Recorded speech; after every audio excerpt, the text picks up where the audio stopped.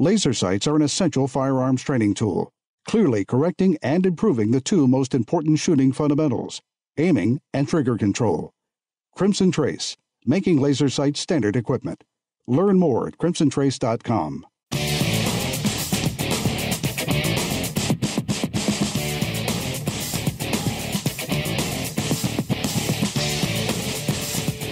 This is Tom Gresham's Gun Talk, now available on iTunes and other podcast clients, and on the free Gun Dealio smartphone app for iPhone and Android. Feel free to call Tom now at 1-TOM-TALK-GUN or 866-825-5486, or email Tom at guntalk.com. Now, once again, here's Tom.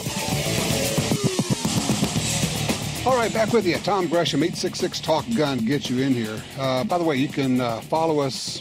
Follow me on Twitter. I'm at Gun Talk, and you can see kind of what we're doing behind the scenes if you follow us on Instagram. Also, our Facebook page. Look for Gun Talk Media.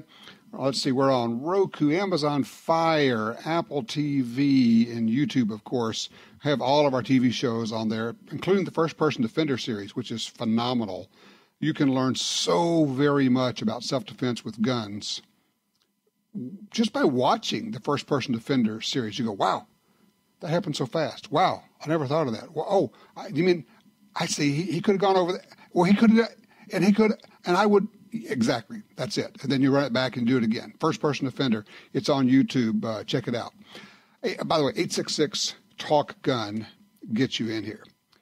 All righty, let's see here. I want to go to line 3. Glenn's in Gulf Breeze, Florida. Hey, Glenn, you're on Gun Talk. Hey, Tom, how are you? I'm well, thank you. I just wanted to make a comment on the caller who said the person who shot the Texas church shooter had military training. Mm-hmm. According to everything I read, he didn't, because he made the statement he had no formal training. Well, whenever he went out to confront. I'm sorry. I think probably the caller was thinking because he was in the military, he had training. Yeah, a lot of people think that if you're in the military, you have all this advanced training, and not necessarily so. Yeah, and he even made the statement that he was going out the house. He didn't even think to put on his boots, and he said, I wasn't real sure what I was going to do when I got there. But he said, when I got there, I knew I had to do something to help. That's the big word, help those people. Well, and I've talked about it before. He didn't decide to do that when he heard shots. He decided to do that 5 years ago. Yeah. That's when he decided to do that. And he has been through that situation 1,000 times in his head. That's how he was able to do it. It's why he could grab his gun and take off, because he had been there 100 or 1,000 times before in his head. It's a great point. I appreciate the call, sir. I want to jump over right now. I want to bring in our guest, Pastor Mark Neely from the Calvary Chapel in Tulsa. Mark, thank you so much for joining us. Oh, let's try again. Oh, we may have lost him. We're going to try to pick him up again. What we're talking about is, of course, Stephen Williford was the good guy in Texas. He's the guy who came to help other people. He ran toward the sound of gunfire. He knew that people were being shot. He didn't know the extent of it. He just knew that somebody is in a church and he's shooting people. And Stephen, barefooted, lives across the street, grabbed his rifle and took off running. He ran across the street. I'm not sure if he crossed the street or he shot from there, but he saw the bad guy, saw this guy who was murdering people, shot him twice, I think once in the leg, and he slipped one round in on the side of this guy's vest. I still haven't gotten the details if this was a load-bearing vest or if it was real armor, protection, body armor. I think it was body armor, though. I think I heard a couple of reports. Maybe it was and had plates in it. Did Williford know to do that? I don't know. Did he luck out and slip around in there? I don't know. But the main thing is he was willing to do it. And as I said, he made that choice, not when it happened. He made that choice a year ago or 5 years ago. And like a lot of us, he's been there 100 or 1,000 times in his head. Now, we were able to get him back, Pastor Mark Neely from the Calvary Chapel in Tulsa. Mark, thank you so much for joining us. Hi, how are you today? I am well. Now, you are the pastor at the Calvary Chapel in Tulsa. Is that correct? That's right, Tulsa, Oklahoma. Okay. You also have a serious and extensive law enforcement background, I understand. 28 years law enforcement. 23 years of that was on a SWAT team. Okay. Well, okay, so you're the guy we need to talk to, because we've got people telling us, well, good people don't need to be having guns because you need to leave that to the police. You're a career police officer. You're a career SWAT. You are now a pastor. You're looking at this situation in Texas. And I'm, of course, just tongue-in-cheek, I tell people, I said, so find me somebody who was in that church who survived who would have wanted Stephen Williford to wait and make sure that it took another 5 minutes for the police to arrive. Am I looking at this wrong? What's going on here? No, you're not looking at it wrong. Yeah, it's sad what happened down there, and our hearts go out to the people there in Sutherland without a doubt. There's been a ton of killings since 1999. I think there's been 1,600 incidents such as this, somewhere around that number. 500, almost 600 people have been killed these situations. Some of them were stopped by armed citizens. I think of the man in Sutherland that grabbed his AR and ran down there and kind of saved the day, if you will. Mm-hmm. Had that someone in the church been armed, whether or not they could have stopped it, I don't know. But it certainly it would be a deterrent. The thing too is there's steps to take that we support before these incidents even occur. Yeah. People approach these with a reactionary attitude versus approaching these things with how can we prevent this from happening or at least cut it off at the pass. Right. Yeah, we use what we call 3 R's. When I say we, I belong to a group. It's called Oklahoma Church Security Association. And actually, a man that I work with, an attorney Bill Company, has written a book on how to approach these situations, how to deal with these situations, not just armed situations, but any kind of killing situation, any kind of emergency, if you will, that could take place in a church. Okay. The first thing I recommend is that we do what we call report. In other words, we have to have eyes on the thing. We have to have eyes, somebody in the parking lot, somebody at the door that can see the parking lot, somebody that can have have the communication abilities, radio or whatever. Mm-hmm. So then we'll report. The next thing is, the popular thing in circles today is, what is it? Run, hide, or fight. Right. Well, that's fine. That's reactionary. Take that step back and let's see what we can do to report the incident. Let's see what we can do to have an eye on it. You see somebody in the parking lot that gets out of a car with a bag, with a gun you haven't seen before, well, chances are we've got a problem about to happen, and so we can report that. Okay. Now you can take steps inside. You can remove the congregation. You can move the people. You can, with good communication, we can remove them from any potential situation. Then you can respond or react. When I say respond or react, if you have a trained person or personnel, I recommend at least 2 inside the church. And I'm talking trained, not somebody, concealed carry, somebody that I got my concealed carry and I'll just take care of business. Yes. The average person can't shoot worth a darn, unfortunately. So if this person is trained almost to a professional level, which is what we try to encourage and what we do, shoot at least once a week. You shoot a standard of shooting, a police qualification course or something. At least that way you know that what you're shooting at, you're going to hit. So 3 R's. You report it, you remove the people from the threat if at all possible, then you react. But then, there's training the ushers. There's you got to train the people to observe, to see what's going on. And you got to train the people, okay, how can we remove a person? Let's say you just have some nut job that comes into the church or into any business. You just need to remove them. So there's certain come-along holes. We have a person on our team that actually is third-degree black belt, and he teaches people basic, not defensive tactics, but, how do we remove a person safely?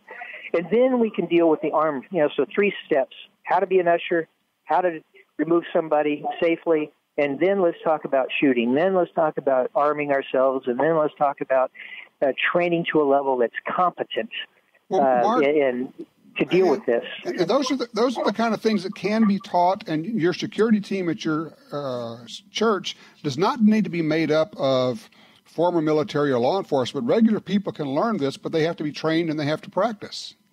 Yes, absolutely. They have to practice. That's the thing. Practice, practice, practice. Now, will a person train to that level? I hope so. I know I know people that have trained to that level. Matter of fact, I'm glad they're the good guys. Let's put it that way. Mm-hmm. They're on our side because they trained to that level and confident that they'll take care of business if they have to. Well, I'm thinking about all the people. We got people in every church practically out there who are, for instance, 3-gun competition shooters. These are very good people. They know how to move fast. They know how to shoot on the move. They know how to differentiate good targets from bad targets, good guys from bad guys. Not that shooting competition prepares you entirely, but it's not a bad start. No. I used to compete, and it keeps you honed. It keeps you sharp. There's nothing wrong with that at all. Yeah. All right. So what do you say to somebody in a church or even a pastor who says, well, I just don't think it's appropriate for a church to engage in that type of thing? That's an outstanding question, Tom. The thing is, I'm a pastor, okay? My job is to protect and feed my flock, or feed and protect my flock. I'm negligent if I don't take the protection of my folks serious. Seriously. Unfortunately, in this day and age, that means we need to train people to that kind of level, or at least have them prepared to deal with whatever an emergency situation. A choking incident. Do we know how to handle that? Right. But just today, I encourage people, okay, where are the exits? Let's go around. Where are the exits? I mean, it might be where they just don't like what I'm saying and they got to shoot out the door. I don't know. But at least we know that, but like I said, that's my responsibility as a pastor. And I know that there are pastors, and there are probably pastors that are listening and say, no, we'll let God deal with this. God doesn't want us to be foolish either. Jesus told the disciples to take a sword with them when they went out. Mm-hmm. So, and what were they supposed to do with that sword? Not clean their fingernails. And so that's my approach. Is my job, first and foremost, is make sure my folks are safe. And I would argue that God gave us the ability to protect ourselves, and to not do that is an abdication of our responsibility to ourselves and to our family and to our fellow man. Absolutely. Well, this is really good, Mark. I appreciate it. By the way, the book you mentioned, do you remember the title of the book? My mind just went blank. That's okay, because I put you on the spot at the wrong time. I tell you what, we'll think of it and we'll get it out there for people. But I know that there are outfits out there who are training churches and church members and putting teams together. And one other thing, Mark, address just for a second, if you would, the necessity to train as a team as opposed to just having people who have been through training individually. Absolutely. The thought today is, okay, everybody just duck and I'll pull out my gun and I'll take care of business. Mm-hmm. That doesn't work. And because people are hiding. People can't hide. It's been proven over and time again that when people just hide, they stay in place, they get shot, they get killed in most instances. So the run, hide, fight thing, we need to re-examine that. But absolutely right. If people are trained and they work together, you have much more success or potential for success anyway. When I was on the SWAT team, we didn't train as Lone Rangers. We trained in at least a minimum of 2 people, 4 people, 6 people. We trained in teams. So I knew what the guy in front of me was going to do and the guy behind me what he was going to do. Now, they didn't know what I was going to do, but I knew what they were going to do. But 2 trained people are 5 times as effective as 1 person. Mark, thank you so much. I really appreciate it. From the horse's mouth, a pastor who was a SWAT team guy for 23 years. There it is. That's the real world deal. Thank you so much. I appreciate that. 866-TALK-GUN. We'll be back in just a minute.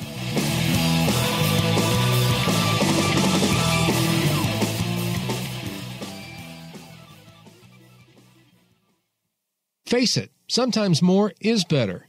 That's the idea behind the double-stack, full-capacity pistols from Springfield Armory. From the groundbreaking XD to the ergonomic XDM to the latest refinements in the XD Mod 2 series, you can get subcompact, midsize, and full-size pistols in 9, 40, and 45.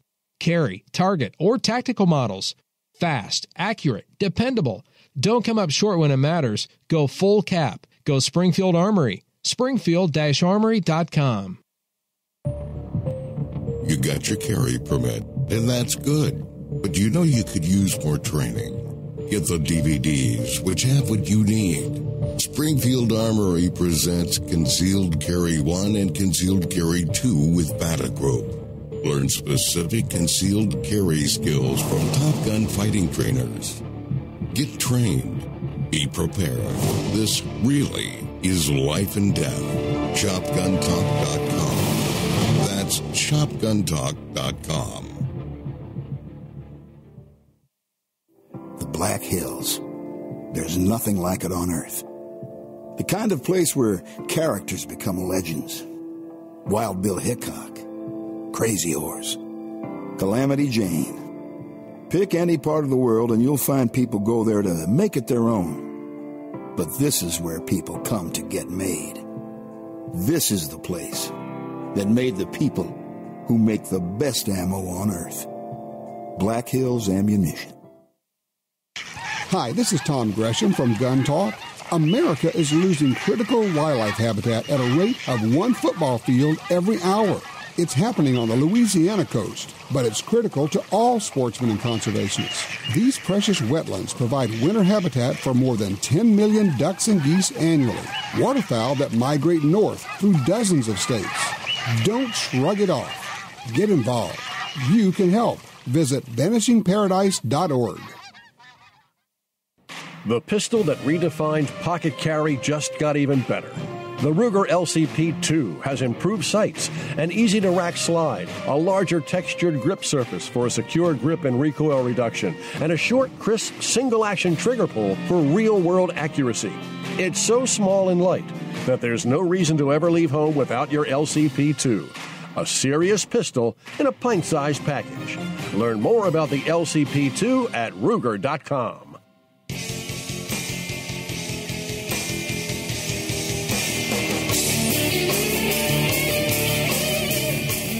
All right, back with you. 866-TALK-GUN. Get you in here. Robert's in Alaska on line 4. Hey, Robert, what's on your mind? Hey, Tom. Yeah, up from your old stomping grounds, Fairbanks, Alaska, we had a real close call. There was someone who was about to shoot up something. It was June 19th, around the solstice time, when there's tons of people visiting up in Fairbanks. They're not sure what his target was, but luckily he had a little dispute in the Denny's parking lot with someone, and they called the police. And they tracked him down to a field, and they brought all the SWAT people, and they were able to shoot him down after he started shooting first. But he had there's a video I posted to your Gun Talk Facebook. He had full body armor, face armor. He had the AR-15 with a dozen magazines fully loaded. And he was ready to go. He had his pickup truck, the license plate duct taped over, and his wheels covered. He was ready to go attack something and then try to run for it. Yep. Oh, yeah. I mean, look, there are nut bars out there. There's no doubt about it. And I appreciate it's a good point. I appreciate the call, sir. I put out a little thing on our newsletter this week. I talked about by the way, I need to back up. When we had Mark on, we were talking about church security. There are places you can go with your church group and get training like this. Gunsight is going to have a church security class this next year. You might want to check that out, Gunsight, GUNSITE.com. But they said that if you can't make that, if you have a team you want to bring in there, they will actually set up a separate class for you. So, there are other places around that will do that. But in looking at this thing in Texas, I put something in the newsletter about the failure drill. When you go to good schools, you will work on the failure drill. It's also called a Mozambique drill. It's basically, and you've heard it before, 2 to the body, 1 to the head. What's that all about? Well, essentially, once you make the decision to shoot an attacker, a bad guy, whether he's attacking you or your wife or your husband or your child or someone else, and you've decided to get involved, or he's killing people in your church. All right, you've made the decision. Boom. No more decisions are necessary. You shoot until the threat is gone, right? I mean, that's the basic concept. You shoot until he's no longer a threat. We came up, I didn't, I wasn't there, and probably Colonel Jeff Cooper came up with it. 2 to the body, 1 to the head. Why? Well, because sometimes 2 to the body doesn't have the desired effect. Clint Smith says handgun bullets are like medicine. Sometimes it takes them a while to start working. True enough. now that we have more ammo in guns, we might want to think about putting more shots on. But why would you start there and then go to the head? Because it's not working. And here's how the drill works, and you practice this over and over and over and over again. You don't shoot. We're going to get graphic here, guys. You don't shoot in the body and then wait to see what happened. You don't shoot and assess what happened. You have made the decision to shoot this person and stop the threat, right? Okay, we're comfortable with that. So you go bang, bang, bang. And basically you go to the torso, 2 shots, center of mass, and then up to the head. If the head's not there, you don't shoot. If the head's there, shoot. Why would you do that? Well, might be PCP. He might be so hopped up on something that, frankly, he's just not terribly impressed with the shots that are hitting the body. That happens. Could be that your shots to the body are not as accurate as they should be. Could be it's just taken a while for the blood pressure to drop and for him to fall down. And a while being microseconds, quarters of seconds. That's what we're talking about here.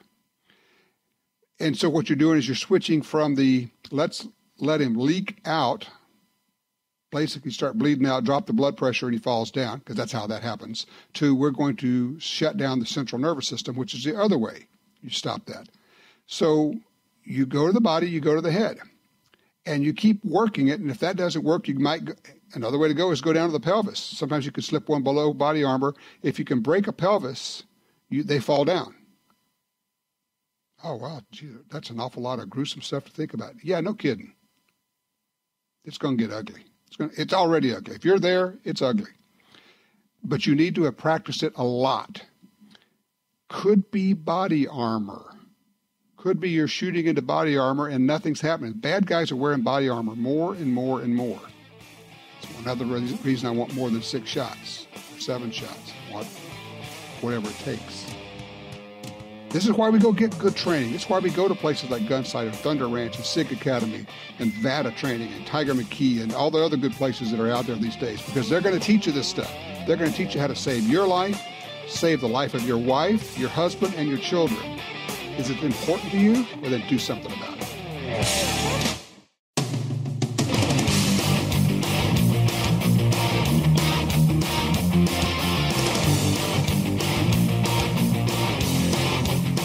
Gun Talk encourages you to support the local sporting goods store, gun stores, ATV dealers, and other local businesses in your area who advertise on this station and Gun Talk. Only together can we protect our rights. You're listening to Washington Times opinion page regular contributor Tom Gresham.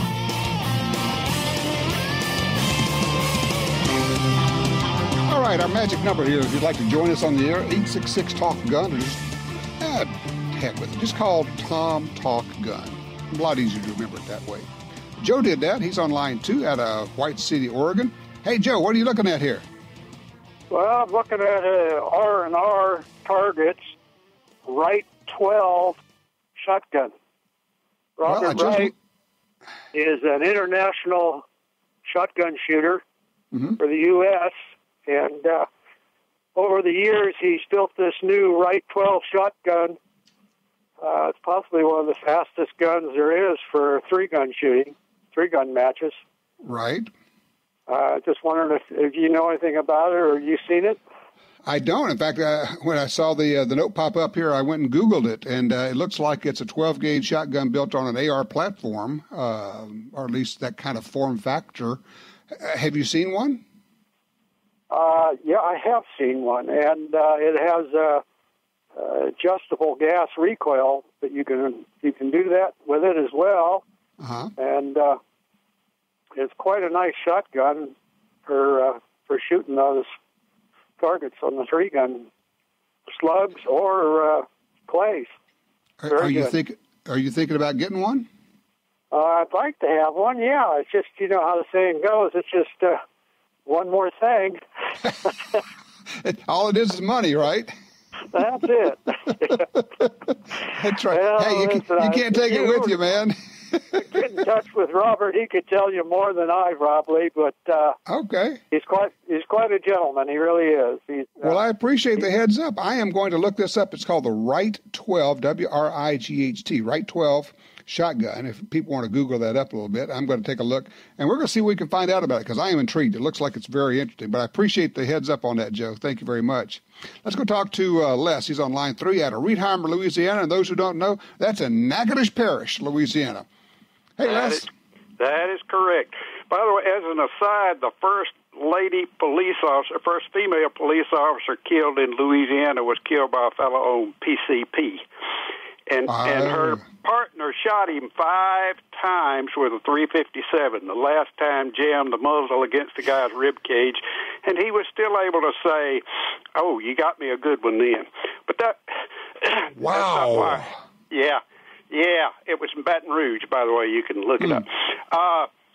I was listening to the Kennedy show on Fox News, and she talks to a fellow named Brian Suits, who was an operator in Iraq, and she was saying, and she's pro-gun, she said, "Is there anything we can do to stop or ameliorate these mass shootings?" He said, the only thing, people don't want to hear it, but the only thing is to have more people armed, concealed carry. He said, although you or I probably will never be in that situation, if enough people are armed, somebody will be there with a gun and be able to stop him. And you don't always have to kill them. Usually these folks are just out to shoot folks who are unarmed, and when somebody fires back, they usually run away. Well, that's a good point, and I heard somebody this week say something that really struck home. He said, look, these are all suicides. At the core, it's a suicide. And look, I appreciate the call. It's very, very good information. And he was making the point. He said, look, think about this. We've had guns for a long time. We didn't have as many of these active shooter, mass shooting deals. What changed? Because it's that old deal of scientific experiment. Okay, some variable in this thing changed somewhere along the line. What changed? Because the availability of guns has not changed, and the type of guns we have really hasn't changed. We've always had guns. We've had semi-automatics. Heck, the AR-15 has been around for 50 years. I'm going to throw out an idea here.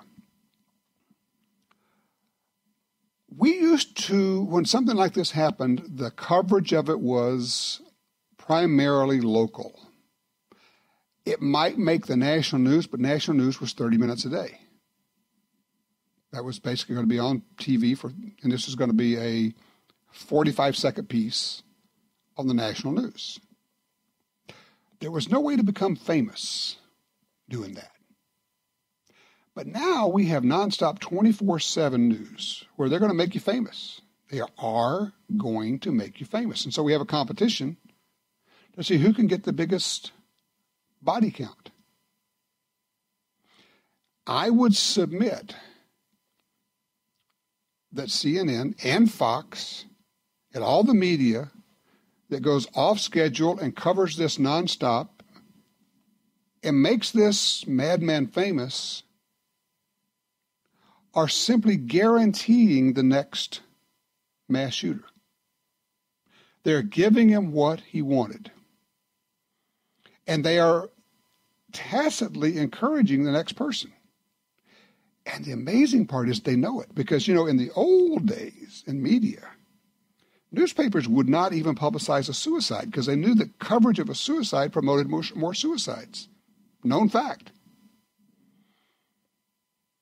And now it's okay because, hey, it pumps up ratings. It's good for ratings. We make money out of this. We make money out of people dying. And the more people who die in these mass shootings, the more money we make with ratings.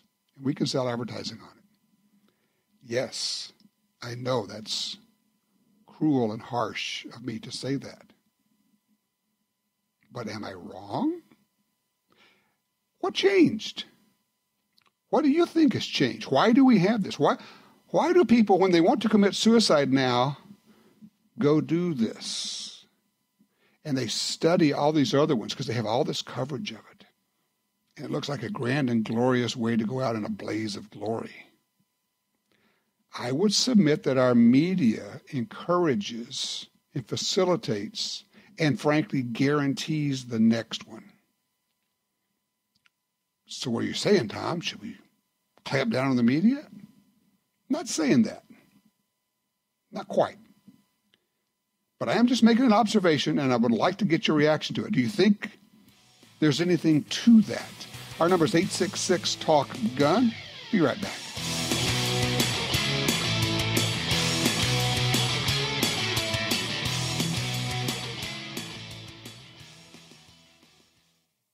Cold defense ammunition, manufactured by Double Tap.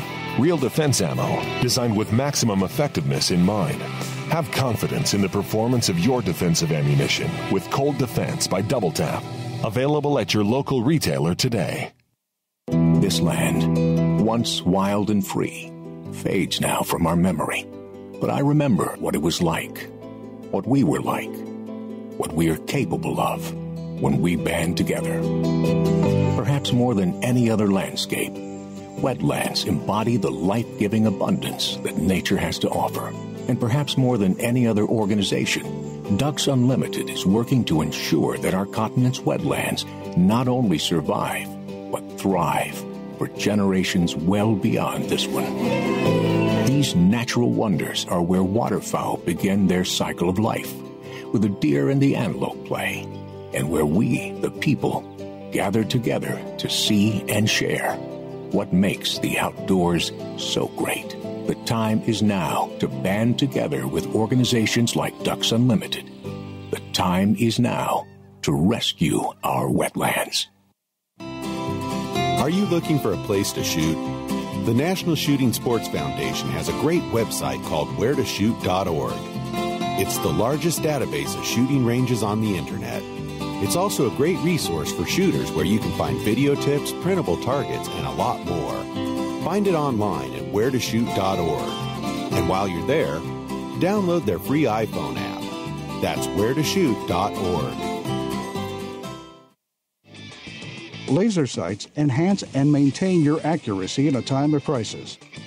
Whether you're unbalanced, evading a threat, or engaging from behind cover, a laser sight aids in keeping you on target. Call 800-442-2406 or visit crimsontrace.com for a free copy of our laser training video, The Laser's Edge, and learn more about why Crimson Trace is making laser sights standard equipment. There's only one place where you can buy that firearm you've always wanted and turn it into your very own. That place is Brownells.com. Now offering a huge selection of firearms from all your favorite brands. Brownells is the spot to buy online. When you're choosing your gun, be sure to look over the enormous selection of parts, accessories, ammo, and more to make that firearm your masterpiece. Brownells.com. Serious about firearms. Double Tap ammunition and Colt ammunition manufactured by Double Tap using top-of-the-line components made in the USA and hand-inspected. Choose from 481 loads in 82 calibers. Defense, hunting, competition. Double Tap.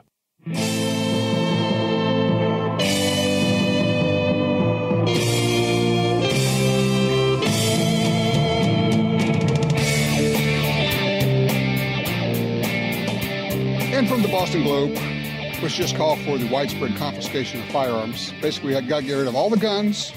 That's got to be the solution, right? We have this brilliant piece of journalism. It does admit, it says tens of millions of semi-automatic assault-style weapons, meaningless term, are in the hands of our friends, neighbors, and countrymen. Yeah, and they don't do anything with it. They are legal, it says. The vast majority of them will never take a human life, yet these weapons have also made one particular type of crime, mass public shootings, vastly more deadly. It's a fact, it says. You can wait for it, here it comes. It's a fact that most gun deaths are suicides.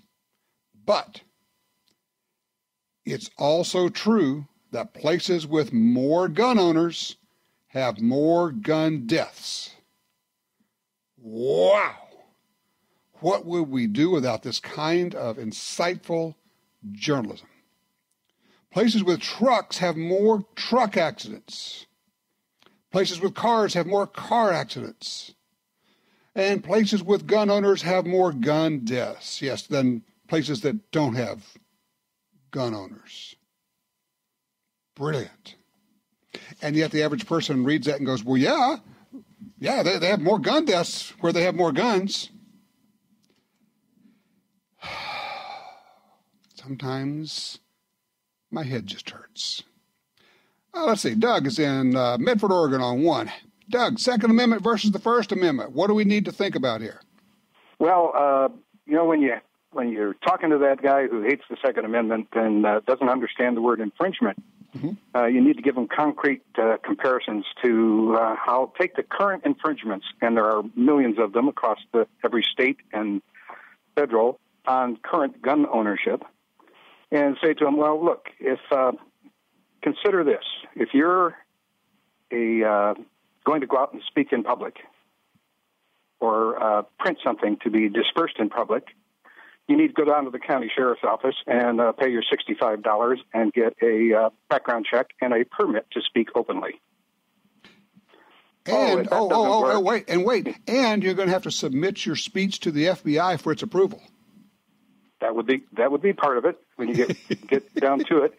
In Oregon, if one of the infringements in Oregon is a family member or a member of law enforcement or a doctor who thinks you might speak irresponsibly, can have your speech rights taken away from you without a warrant.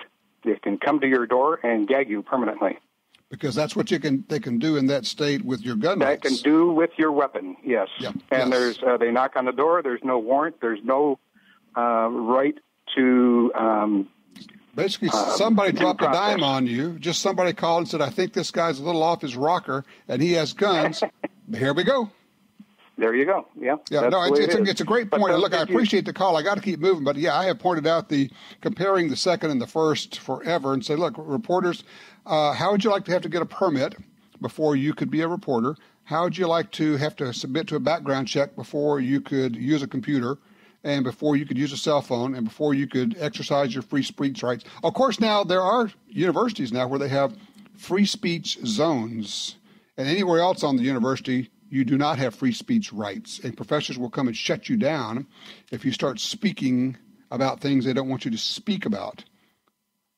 Oh, gosh, it just drives me nuts. John's on 2 out of Grand Forks, North Dakota. John, things are different now. Talk to me. Well, yeah, I don't believe the Second Amendment has changed, but evidently we have. And I use the example of from the mid-'60s to late '60s, that was my high school years, and we'd have about 3-4 classmates that duck hunted in the fall. They'd go out early, come in for school, they'd store their shotguns in their hall lockers, and I remember one time one of the guys had bought a new shotgun, so it's after school, and the principal, they got it out of the case, and the principal's holding it and pointing it in the air, and they're visiting about it. And what I'm saying is the Second Amendment hasn't changed. We have, and what the heck has happened between that? That was not a big deal back then. So what's changed? Well, let me ask you, do you think that there's any responsibility falls on the media for publicizing this and making these guys famous? Yes, and also, much like racism, we have a liberal side of our country that is using that and guns as a political and righteous wedge to make the rest of us look very dumb and absolutely. They denigrate, they ridicule, they shame, they marginalize. It's exactly what the left used to say that was a terrible thing to do to anybody of a race, but now we can do it to gun owners because that's a freebie. You can be biased and bigoted against gun owners, and that's a free shot as far as they're concerned. Because, of course, they would say, well, everybody knows that. Really? I think that's what people used to say about racism stuff, too. Yeah, I know. 866-TALK-GUN. This is Gun Talk, and I'm Tom Gresham.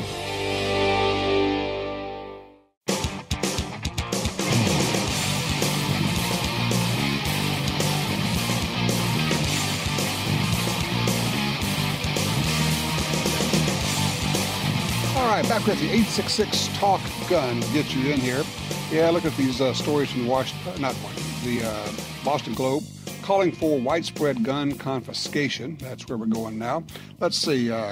Connecticut Senator Chris Murphy says the time is now for Congress to shed its cowardly cover and do something. How many times this week did you hear that? Do something, do something. They don't know what to do. And nothing they propose actually accomplishes anything. Actually, Dianne Feinstein introduced a new, expanded, I guess they would call it a new and improved, so-called assault weapons ban. Basically, pretty much banning all semi-autos, all pistols, all rifles. Now, here's the thing that's interesting, is that we had a so-called assault weapons ban back in 94 to 2004. And there was a congressionally mandated study of the effects of that because they wanted to say, how well did this work? And the study came out afterwards and said 10 years of the Bill Clinton gun ban accomplished absolutely zero. We could find no evidence of any reduction in crime. Kind of like the President Obama ordered study by the CDC of gun control laws, where they came out and said, we can find no evidence of gun control laws reducing crime. There is a bit of consistency here, is there not? Ken is on line 4, Bedford, Oregon. We've got a follow-up for us. Hey, Ken. Hi there. I was able to contact HK on my VP9. I called you about 3 weeks ago and had a problem with it wasn't ejecting, or something was going on. What was it? It would eject the spent round, but it would not cycle the new round in. It would stovepipe it. Okay, that's right. I remember that. And I called HK and spoke to a guy. They were real helpful.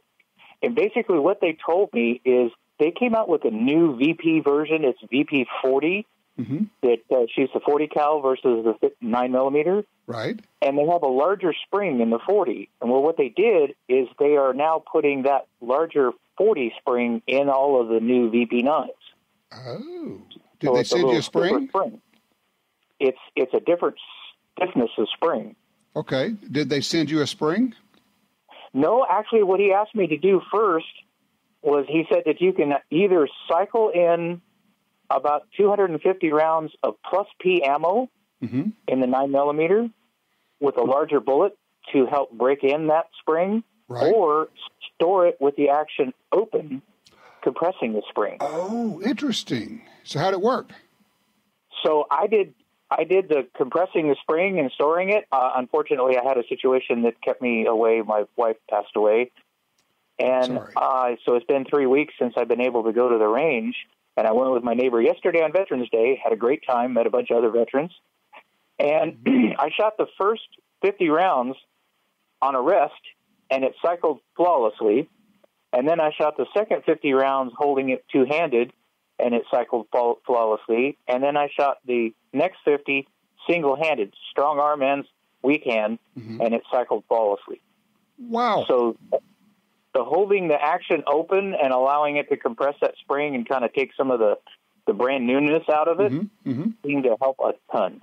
Well, I really appreciate the follow-up. I'm very sorry for your loss. That is a terrible thing to hear, but thank you so much, Ken, for calling us and thinking of your family. Thank you for that call. Once again, and we've said this many, many times, when you have a problem with a gun, call the gun company. Call the people who made it. Chances are they have a solution. In this case, they didn't even have to send him anything. They just had a technique, a procedure for him to follow, which is pretty darn cool. That was slick.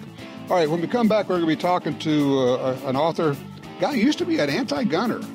Now he's a pro-gunner, because I want to find out how that happened. But he has some interesting thoughts about how the left and the gun ban industry uses marketing and words and techniques to persuade the public.